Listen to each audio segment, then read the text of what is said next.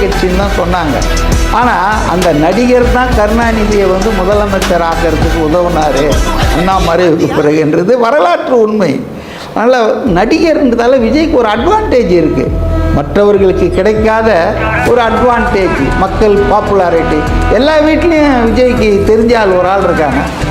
So அதனால் இது வந்து விஜய்க்கு இருக்கிற அட்வான்டேஜ்.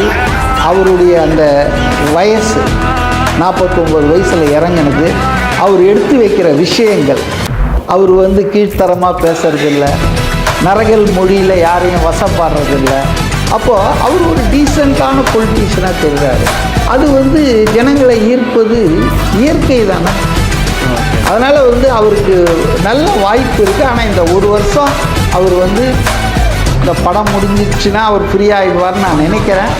ஃபுல்லாக இறங்கி இப்போ கடலூரில் மீனவர்களுக்காக ஒரு ஆர்ப்பாட்டம் ஏதோ வச்சிருக்கிறதா சொல்கிறாங்க. இன்னும் டேட்லாம் தெரியல, அனுமதிப்பாங்களான்றது அது ஒரு பெரிய சந்தேகம்.